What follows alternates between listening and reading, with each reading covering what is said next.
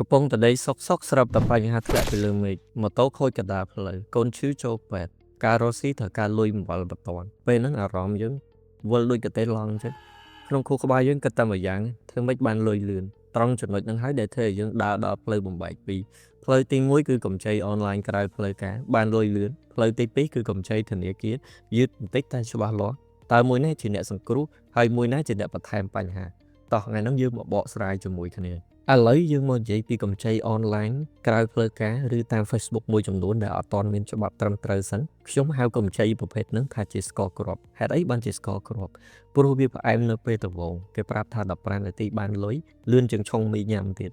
ទី2វាងាយស្រួលគ្រាន់តែថតអត្តសញ្ញាណប័ណ្ណមកសន្លឹកអត់ចាំបាច់ប្លង់ដីអត់ចាំបាច់មានអ្នកធានាទេប៉ុន្តែងាកមកមើលកម្ចីធនាគារឬមីក្រូហិរញ្ញវត្ថុវិញខ្ញុំហៅថាជាបា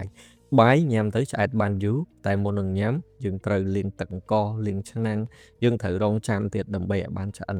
ធនាគារក៏ចឹងដែរយឺតបន្តិចត្រូវរងចាំគេ1ថ្ងៃ2ថ្ងៃ3ថ្ងៃសិនហើយគេសួរនាំច្រើនគេត្រូវការឯកសារចំណូលឬក៏គេត្រូវឆែករឿង CBC និយាយដល់ CBC បងប្អូនគ្រាន់តែឮឈឺក្បាលហ្មងតោះឥឡូវយើងមកស្វែងយល់អីគេ CBC ហ្នឹងនិយាយឲ្យស្រួលស្ដាប់ទៅ CBC គឺជាសភៅពិន្ទុដែលតាក់ទងជាមួយនឹងរឿងកម្ចីរបស់យើងនៅក្នុងប្រព័ន្ធធនាគារពេលបងប្អូនទៅខ្ចីធនាគារគេត្រូវបើកមើលសភៅពិន្ទុ CBC ហ្នឹងសិនបើសិនជាប្រវត្តិរបស់យើងល្អការសងស្ទឹងទាត់ធនាគារហ៊ានឲ្យខ្ចីភ្លាមព្រោះគេទុកចិត្តចុះសួរថាហេតុអីកម្ចីអនឡាញក្រៅផ្លូវការហ្នឹងគេអត់ខ្វល់ពី CBC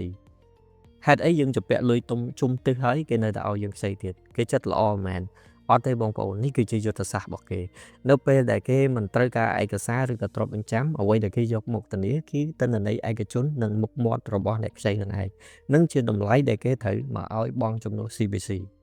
ឥឡូវយើងងាកមកនិយាយពីកម្ចីអនឡាញក្រៅផ្លូវការវិញបងប្អូនយកលុយគេមកចាយហើយមានអារម្មណ៍ថាផ្អែមដូចស្ករគ្រាប់តែវាអាចប្រែក្លាយទៅជាជូរចត់ភ្លាមដោយសារតែពីរចំណុច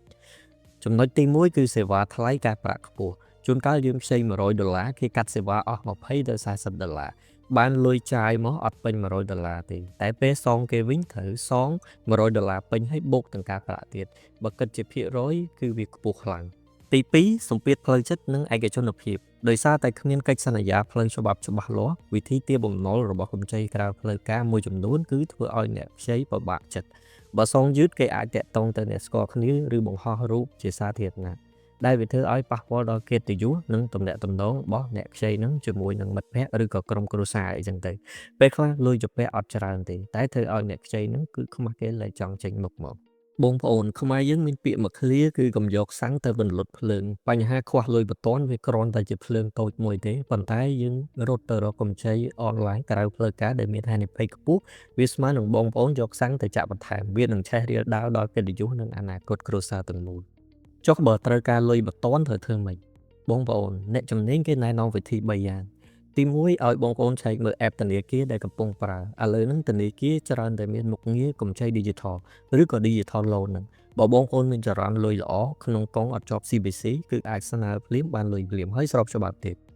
ទី2គឺទ្រឹស្ដីកាត់សាច់ដើម្បីរស់បើចាំបាច់ខ្លាំងសុខចិត្តលក់ទ្រព្យសម្បត្តិខ្លះដែលមិនចាំបាច់ដូចជាគ្រឿងអលង្ការឬក៏របស់ណាដែលបងប្អូនកំពុងតែប្រើប្រាស់ប៉ុន្តែបងប្អូនត្រូវការលុយអញ្ចឹងបងប្អូនលក់ទៅខាត់បន្តិចប៉ុន្តែអត់នាំទុកដាក់ខ្លួនហើយអត់ចាំបាច់បង់ការប្រាក់ទី3កុំយកក្តាមដាក់ក្នុងជើងអេបើចំពាក់គេហើយដាច់ខាតកុំទៅខ្ចីកន្លែងថ្មីដើម្បីទៅសងកន្លែងចាស់